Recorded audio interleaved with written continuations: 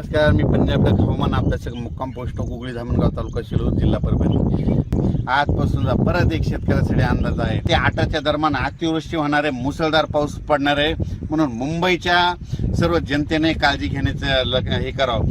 त्याच्यानंतर सर्वांना शेतकऱ्याला सांगू इच्छितो, राज्यामध्ये 16, 17, 18 पर्यंत पूर्व विदर्भ, पश्चिम विदर्भ, दक्षिण महाराष्ट्र, उत्तर महाराष्ट्र, कोकणपट्टी, खानदेश, मराठवाडा सगळ्या भागामध्ये दररोज 2-2 दिवस मुक्काम घेत पाऊस पडणार आहे, म्हणून हा अंदाज लक्षात घ्यायचा।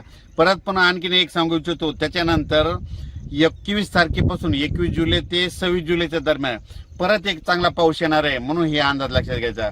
मागच्या अंदाजामध्ये सांगितलं होतं की राज्यामध्ये 2 म्हणजे 16 तारखेला एक कमी दाबाचा पट्टा तयार होणार आहे आणि त्याच्यानंतर 19 तारखेच्या नंतर एक होणार आहे, आणि हे 2 देखील कमी दाबाचे पट्टे झाल्याच्या नंतर ते महाराष्ट्रामधून जाणार आहे। आणि योगायोगाने तुम्हाला एक सांगतो, आता सध्या पंढरपूरची यात्रा आहे। हा पंढरपूरच्या यात्रेकडे म्हणजे आता 15, 16, 17चा पाऊस पंढरपूर, सातारा, सांगली, सोलापूर, कोल्हापूरमध्ये तिकडे देखील पडणार आहे। परभणी, नांदेड, बीड, जालना, संभाजीनगर, नगर जिल्ह्यात देखील चांगला खूप पडणार आहे।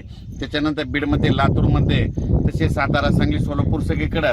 त्याच्यानंतर पूर्व विदर्भ, पश्चिम विदर्भ म्हणजे पूर्व विदर्भाचे 6 जिल्हे, पश्चिम विदर्भाचे 5 जिल्हे, म्हणजे ह्या 11 जिल्ह्यात देखील म्हणजे ह्या 4-5 दिवसाचा पाऊस चांगला पडणार आहे, म्हणून हे सर्वांनी लक्षात घ्यायचं। राज्यात एकंदरीत परिस्थिती बघायची झाली तर की म्हणजे आजपासून ते 26 तारखेपर्यंत दररोज वेगवेगळ्या भागात चांगला पाऊस पडणार आहे आणि शेतकऱ्याच्या पिकाला जीवदान भेटणार आहे, म्हणून हा अंदाज लक्षात घ्यायचा। अचानक वातावरणात बदल झाला तर लगेच एक मेसेज दिला जाईल।